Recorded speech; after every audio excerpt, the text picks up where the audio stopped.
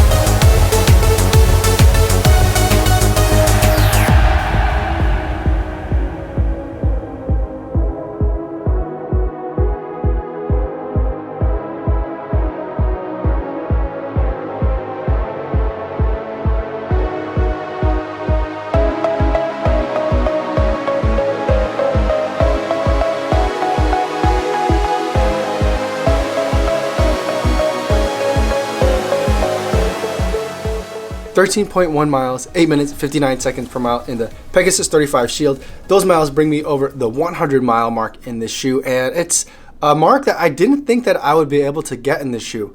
But before I get to that, talk about some of the weather we had today. It started out in the 20s, rising temps got us into the mid 30s by the time I was done with the run, and it just felt fantastic, especially compared to the brutally cold temperatures we had, sub-zero temperatures Fahrenheit that we had just a couple of days ago. It's such a dramatic change, and it was an absolute delight to be out there. In terms of how this shoe's been holding up over time, this upper is probably one of the best weatherized uppers that I've ever encountered. It's not Gore-Tex, but it might as well be. It's that good. I can run in snow, slush, tons of freezing cold water, and I don't really have to worry about it too much because I know these are going to get splashed, but the water's not going to get in.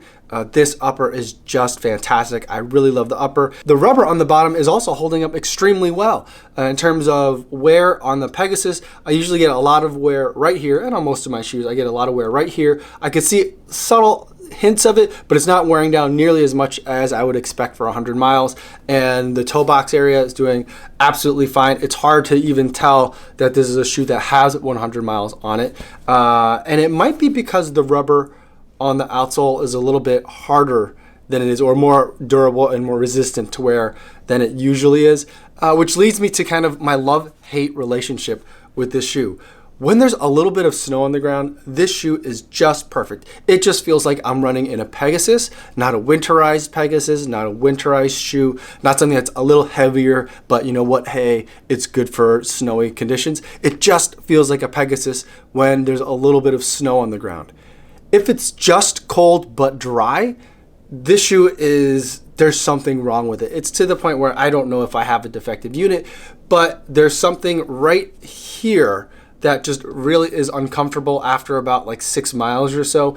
I don't know if the zoom pocket in this thing is popped or what's really going on, but when it's just cold and dry, the shoe is hard. And not in it's responsive kind of way, and it's not like it's designed to be a trail shoe. This is still a Pegasus 35. It's a road shoe. There's something that's hard in it, and I don't know if it's the new rubber outsole pattern that they have, using these kind of triangles versus the pentagons, or if it's a different material that they're working with. A couple of years ago, I think it was on the 33 Shield, they advertised that it was had something applied to the rubber that made it extra grippy. I don't remember seeing anything like that for the 34 Shield, but this year for the 35 Shield, I know that they're really working on the wet traction, which is useful for both snow, but also for colder, rainy conditions. And I don't know if that, in doing that, they tinkered around with the outsole rubber to make it different, but this shoe just feels different. And it makes it so it's really hard for me to recommend, and it was really hard for me to even run in. Now, I got this shoe early back in October of 2018, before the Chicago Marathon. We had a very hard rain, and it was a little bit chilly. So I wore it for the first time then, and even then I could tell that there was something a little bit different about the shoe. And I chalked it up at that time to, you know what, I'm at the end of my marathon training block. My feet are just tired, and a different shoe is just going to be uncomfortable, because I wore it for the first time for about a 6-mile run. But since then, I keep revisiting the shoe, and the only time I like it is when, for at least a substantial portion of the run, there's something soft for me to run on top of. And so I don't think that's necessarily something that they've designed for. In my left foot, I do feel the hardness as well. Fortunately, I don't feel like the pain after a certain number of miles, but I do feel like the extra hardness, which I just think that is a miss. There's something wrong with the shoe.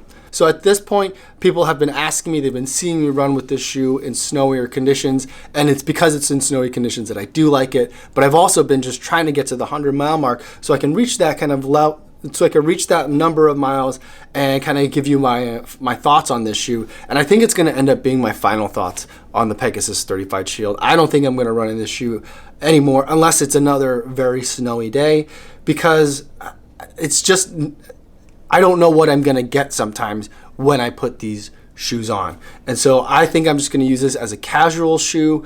I do like the lacing system where you can make it nice and loose really quickly. Makes it for like a nice kind of slip on, slip off shoe. You don't have to tighten them. And so I do like wearing them casually, and I've done that already a couple of times. I love the look of this shoe. I love the design of this shoe, and wearing it around casually, it works.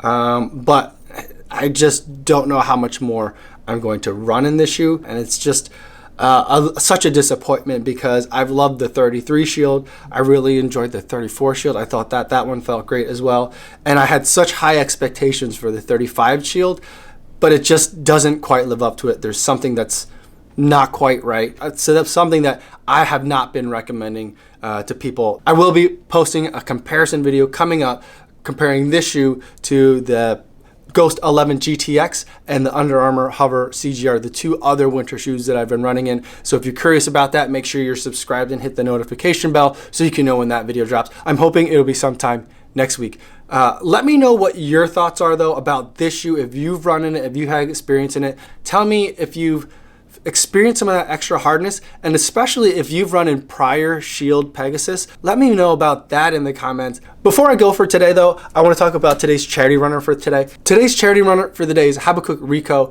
He's going to be running the 2019 Chicago Marathon, and he's also doing it for Team Salute Inc., which is the charity team that I'm also running for.